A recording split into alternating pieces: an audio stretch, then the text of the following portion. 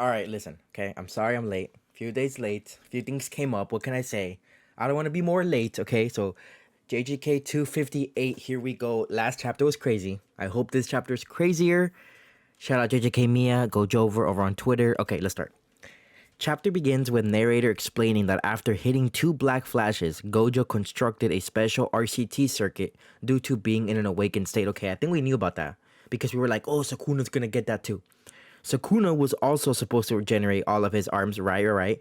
But due to Yuji's ridiculous sentence here, 7 black flashes, he couldn't regain his RCT output.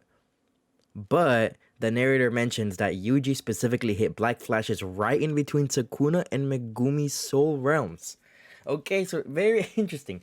Very interesting. I did see a few things regarding Megumi in the community, coming up to this like 27 black flashes to the chest. Sukuna ate that. But what about Megumi, right? Megumi's in the sunken place, chilling, just watching all of this happen to his own body. But I guess Megumi's soul's fine. So to me, this is already the narrator basically confirming, yeah, we'll see Megumi again.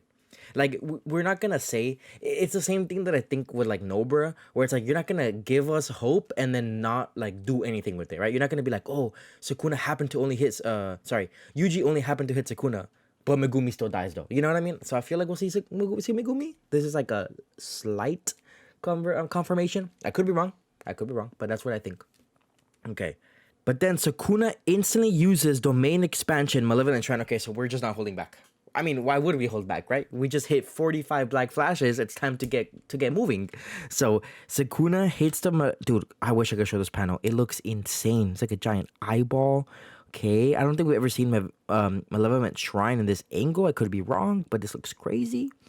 Narrator: the king's domain had returned to its master along with the black sparks. Okay, the narrator getting poetic with it.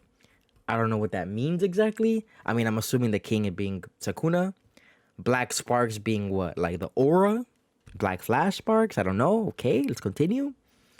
Everything surrounding Sukuna starts to get slashed. Okay, so real AoE. Narrator: despite including uncertain elements and including binding vows, Ryomen Sukuna had replicated Malevolent Shrine without dropping its effective range or output after experiencing the Black Flash. Okay, so once again, Sukuna Kaisen, the Sukuna agenda, this guy's just that guy. Okay, Sukuna's like, oh, you hit me with all your Black Flashes? That's crazy. Okay, that's crazy. Yeah, this binding vows means nothing to me. Okay, hold these not Black Flash, hold these slashes. Okay, hold these slashes. Okay, now, okay, so that happened. Flashback. Okay, now to flashback. Hakari says it's important to learn RCT and countermeasures to domain for this fight. Okay, so Hakari. Chozo says if it's about RCT, he and Yuji can manage somehow. Yuji wonders how. Okay, so Hakari mentioned. I've been dying to see what Hakari is up to, but even if it's in a flashback, I'm glad to see my boy back. And Chozo basically says, RCT, me and my bro got that. Okay.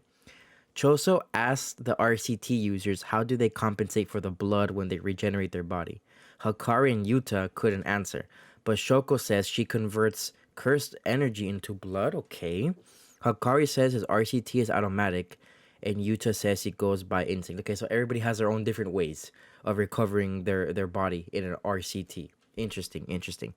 Goes by instinct, by the way, is not answering the question. Okay, Yuta, relax. Okay, moving on. Chozo says his body allows him to convert his curse energy into blood, and if Yuji consumes his remaining brothers, he can gain their curse technique and same properties as Chozo to be able to convert curse energy into blood. Did we know that? Did we know that Yuji can just consume the brothers? Does that mean that Chozo's gonna sacrifice himself and Yuji's gonna eat Chozo? Okay, random little drop right there, little tidbit. I don't know if we've known that, but I mean, I know Yuji has done like the whole blood splatter, blood spear thing. I forgot the name of it. But I mean, hey, okay. I'm cool with that. Chozo asked Yuji to be paired with someone who can use RCT when they do the body swapping training. Yuji is confused and Yu reveals that with the help of his curse technique, he can even swap the souls between human beings. Okay, so this is our way out. At least this is Megumi's way out. We're gonna find a body and we're gonna put Sukuna's soul in that body. Gojo? Imagine Yuji puts. I mean, I guess it would be exchanging of souls, right? Not just like a soul into a soulless body. Who could it be? Who could Sukuna's soul go into that they don't care about? Imagine Nobara in her deathbed gets Sukuna. Sukuna's not on his deathbed. That would be crazy. That would be insane. Okay, so shout out that. Okay, so we're just so deep in this backlash.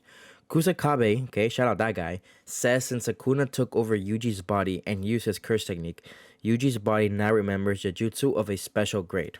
Okay, we kind of already knew that like Yuji's body evolved being with Sukuna. So they plan to do some with soul swap training. Kusakabe will first swap with Yuji's soul and teach basic cursed energy manipulation in simple domain to Yuji's body. That's crazy. That's crazy. So basically, Kusakabe says, hey, I have my kit, right? I have my build. I can transfer my build to your body, train your body up with what I know. And then now you know what I know. If I was Yuji, I'll just start collecting every cursed energy. I'll start collecting every technique like it's Pokemon. Hey, Megumi, get in here. Hey, Nobara, get in here. Shoko, why not? Shoko, why not? Get in here. Just making myself the ultimate soldier that knows every technique ever. That's crazy. That's crazy that they just really use them as a training. That's crazy. Yuji uses new shadow style simple domain against Sukuna's domain. Okay, simple domain is back. Simple domain spam is here. Yuji notices that Sukuna's domain is incomplete and there's some loophole, so he can endure it, okay? Real simple domain enjoyers are back.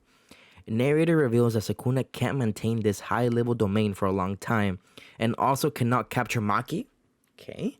Oh, right, who has no cursed energy within this domain. I thought he was just like name-dropping Maki. Like, oh, I can't maintain this domain, and I also just can't catch Maki. Just like Maki's really fast. No, okay, because she has no longer. All right, that makes sense. Okay. Choso also says that the downside of using RCT, which is large amount of curse energy consumption, is also not a concern for him and Yuji, due to their special body. Okay, so he's just over here saying, me and my bro got that special body, special blood, special technique. He's over here just glazing, okay? Sukuna's malevolent shrine will collapse after 99 seconds, which is probably 6 months of manga time for us. Yuji, Maki, Ino, Chozo try to endure the rampage, and Maki's already been hit, okay? Maki's already been hit with, like, slashes, black flashes. Maki's probably been hit harder than Gojo at this point. Don't get mad at me, I'm trolling, don't get mad at me. Okay. Yuji's simple domain barrier cracks as it couldn't withstand Sukuna's domain slashes. Damn, no simple domain. Put it back up. Yuji gets slashed and he loses his left foot, but he's still unfazed. How does he have balance? This man's hopping in one foot. He notices that the slashes stopped and thinks that they endured the onslaught, but Sukuna immediately brings out flames. That's it. Break next week. Oh my god. So we're getting the Sukuna OG flames, that little flame bow. Oh my god. What? That's it? We're leaving Yuji footless. We're leaving everybody else potentially dead, okay? But you know what? Interesting, like, bridge chapter. I feel like the next chapter is going to be more hype than this one. Not that this one wasn't hype, but I feel like that last chapter was super hype. And this chapter was like the setup for some real hype to happen in the next chapter after that. Still very interesting chapter. We did learn a lot about basically Yuji's transferring of souls, and Sukuna, obviously, having 25 aces up his sleeve. He's always doing something new. But yeah, shout out this chapter. Shout out you for watching. JJK 258 break next week. So we're gonna have footless Yuji for 2 more weeks. I'll see you guys next time. Bye.